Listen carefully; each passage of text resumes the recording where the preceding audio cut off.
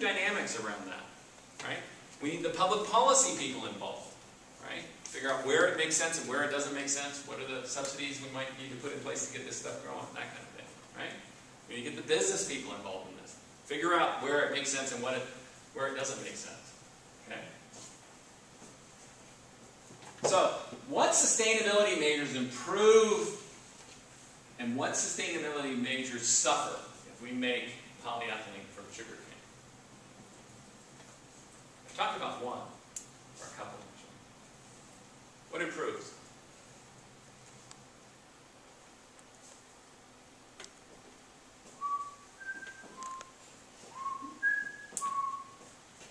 What improves?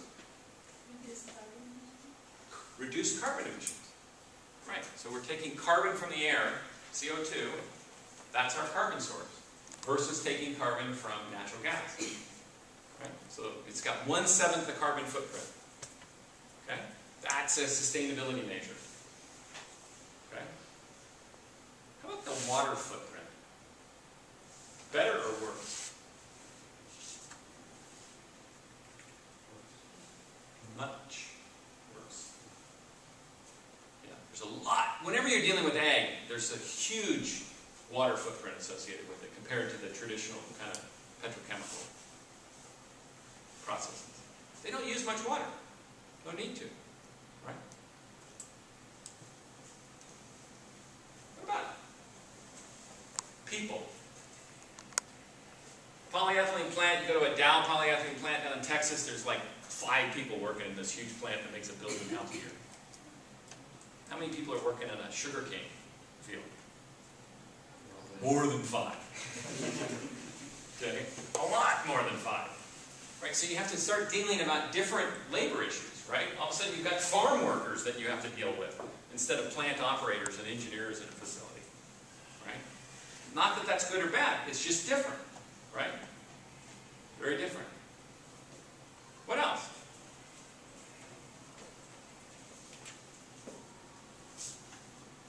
What are other sustainability measures? What do you worry about? Toxicity. Any differences? Final product, molecularly the same.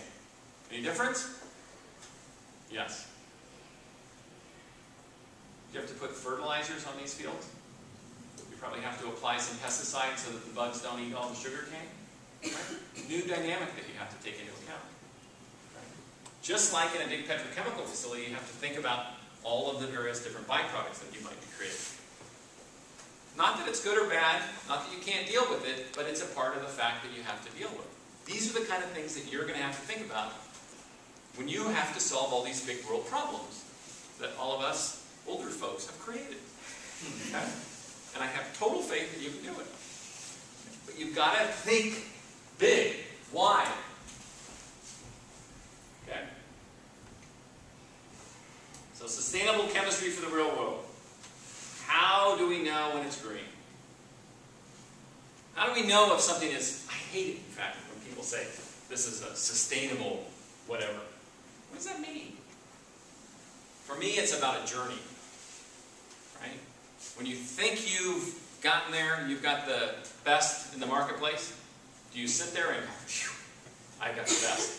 Now I'm good to go for the rest of my life? Or do you work on improvement? I'm working on improvement because I think we can always do better.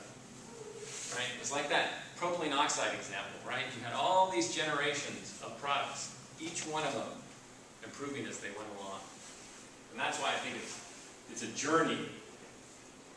And we're on an important journey right now. Right? We're running, the Chinese, the Indonesians, the Russians, the Indians, everybody wants to live like us. It scares the crap out of me. Excuse me, videotape. Right? We use a lot of stuff, right? Especially proportionally to the population here in the U.S. And if everybody else wants to live like us, there just isn't enough stuff. Pick your favorite, right? There isn't enough sugar cane, there isn't enough trees, there isn't enough oil, there isn't enough natural gas, there isn't, you name it, there's not enough. But we are zooming towards that cliff at 70 miles an hour, happy as can be. And then we're going to fly off the cliff and go, oh shit. Right? Now, if you're smart, you realize that you're zooming towards that cliff. And you start planning ahead. Right? You start coming up with more energy efficient ways of doing things, different sources of materials, you know, how to recycle things, right? So that there's a bridge, so that when we come to that cliff, we can keep going across and make it to the other side. And that's the challenge that you guys are going to have, is to figure out how to do this so that we don't go flying off that cliff and go, oh shit. Right? I mean, we're not running out of most things. The reality is, right? There's as much water on the earth today as there was 1,000 years ago. Right? Last time I checked, the oceans were full. Okay? What we're running out of is clean water. Okay? But we know how to clean water. Right? Now we have to figure out how to keep clean water where we need it and in for the right uses. There's as much aluminum in the world today as there was 1,000 years ago. Right? It's just shifted from the side of a mountain in the form of bauxite to cans and airplanes and other things. Right? And so we've got to figure out how to efficiently get that back into useful uses. Right? I think in 100 years, maybe not even 100 years, they're going to go, how stupid were the people in our day? They're filling up these landfills. They're storing all of this carbon and all these metals and all these resources in giant piles for us to use today. How stupid could those people be? Right? But resources are going to be constrained at that point. And today, they're not. Right? It's easier for us to just go dig it out of the side of the mountain than it is to recycle. Right? So that's going to be your challenge.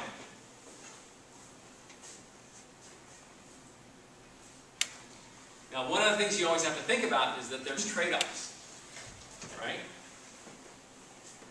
So that's one of the points I was trying to bring out about bringing that, like the biopolyethylene from sugarcane. Right? It takes a lot of land. Right? It uses more water. But it's got a lower carbon footprint. So there's pluses and minuses, and we've got to figure out how to balance all those things out. Right? And ideally, wouldn't it be great if we didn't need as many of these polyethylene facilities? Because we figured out how to be that much more efficient with it? Or we were able to recycle it much more efficiently so we didn't have to produce it from either sugarcane or natural gas. Right? But we don't want to use more energy recycling something. I would say you don't want to recycle glass from North Dakota, for example. Right? It takes far more energy to get it to a recycling facility in the form of a truck driving like 2,000 miles to the nearest recycling facility. Right? You don't want to recycle that. But here, in the Bay Area, absolutely. Makes sense. But there's a huge opportunity that we're missing out on for a lot of materials, and we're going to find out pretty soon that we can't afford to miss out on those opportunities. So, ask yourself, are we taking the life cycle view? Are we screening and understanding all the substances? Are we being transparent? If you try to hide something, somebody can figure it out, by the way. Some fifth grader with video, you know, the camera on their phone. Look what they're doing. They'll figure it out. So might as well come clean. Maintain the economic viability and put yourself in the equation. There. So, any questions? 2 minutes early.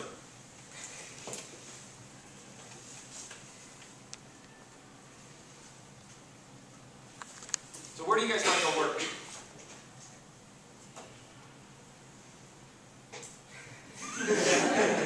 You don't want to work, okay. Your parents, by the way, I'm the parent of 2 kids in college. I don't want them to come live with me the rest of the life. You know, my wife and I are enjoying being empty nesters. We don't want them to come back. Summers, okay, but not forever. Okay? So where do you guys want to work? Brazil, where do you want to work? At a polyethylene plant making from sugarcane, right? Come on! One of the things I learned is you have a great opportunity, because of the degrees that you're pursuing, to go get internships. internships. Go get internships. One of the things that I learned, I did internships when I was in college. I learned what I didn't want to do when I graduated. And that was an extraordinarily valuable lesson. Right? You know. So don't worry about the perfect job.